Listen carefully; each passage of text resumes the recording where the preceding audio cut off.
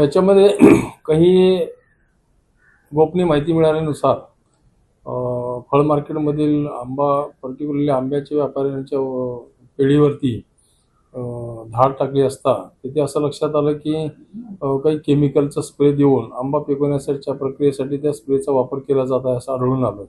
परंतु हे सर्व प्रकार करत असताना याचे जे अधिकार आहेत ते फूड अँड ड्रग ॲडमिनिस्ट्रेशन किंवा अन्न व औषध प्रशासनाच्या त्या खात्याकडे असल्यामुळे आम्ही त्यांच्याशी संपर्क साधून त्यांना तो केमिकल आहे किंवा त्याचे शॅम्पल आहे ते जप्त करण्यास काही ते नमुने काढण्यास त्यांना कळवलं. त्यांचे ते पंचनामे झाले, नमुने ते घेऊन गेलेले आहेत. त्याचा रिपोर्ट अद्याप आलेला नाही.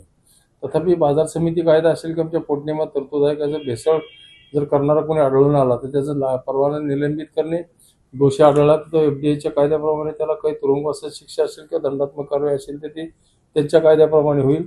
बाजार समितीच्या कायद्याप्रमाणे किंवा बाजार समितीच्या पोटनियमाप्रमाणे त्याचा परवाना सुरुवातीला निलंबित करणे आणि नंतर तो रद्द करणे अशा प्रकारच्या प्रक्रिया आहेत आम्ही त्या चालू केलेल्या आहेत. पणन संचालक कार्यालयाच्या वतीने मी पणन संचालकाचा पदभार घेतल्यानंतर असं लक्षात आलं की केवळ आंबा पिकामध्येच केमिकलचा वापर होत नसून इतर देखील काही अन्नधान्यामध्ये भेसळ होणे, पर्टिक्युलरली कडधान्य असेल किंवा आटा चावल असेल किंवा याच्यामध्ये त्या प्रत्येक फळ पिकामध्ये प्रत्येक भाज्यांमध्ये देखील भाज्यांना कलर आणणे, इव्हन गाजरांना कलर देणे, भाज्यांना हिरवा कलर चढवणे अशा प्रकारचे काही केमिकलचा वापर करण्याचे काही घटना किंवा अशा प्रकारच्या तक्रारी प्राप्त होत असतात आणि झालेल्या आहेत. तर त्या अनुषंगाने बाजार समिती अधिनियमातील जो काही तरतुदी आहेत व त्या तरतुदीच्या अनुषंगाने आणि FDAच्या तरतुदीच्या अनुषंगाने अशी संयुक्त कारवाई करण्यासाठी पूर्ण महाराष्ट्रातील बाजार समित्यांना मी जागरूक केलेलं आहे.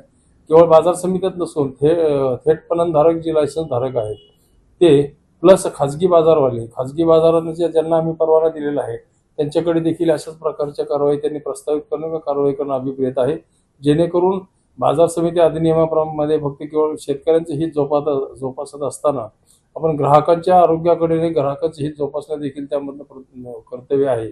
तर त्या दृष्टीने ते परिपत्रक आम्ही निर्गमित केलेलं आहे. अन्न व औषध प्रशासन त्यांचे आयुक्त आहेत त्यांच्याशी पर्सनली बोलणं करणं किंवा त्यांचा पाठपुरावा करणं आणि ते नमुन्याचे की त्या सॅम्पलचे जे काही टेस्टिंग आहे ते त्या ताबडतोब करण्यासाठी पाठपुरावा केल्याशिवाय आमच्याकडे दुसरा पर्याय नाही. परंतु ते त्यांच्याकडे असणारे तक्रारी किंवा त्यांच्याकडे असणारे सॅम्पल या सर्वांच्या याच्याप्रमाणे प्रायोरिटी बेसिसवर आम्हाला ते देतो असं त्यांनी कबूल केलेलं आहे. जसे येतील त्याप्रमाणे ते कारवाई त्यांच्या कायद्याप्रमाणे होणार आहे आणि आमच्याही कायद्याप्रमाणे होणार असे संयुक्त कारवाई करण्याचा मी योजिले आहे.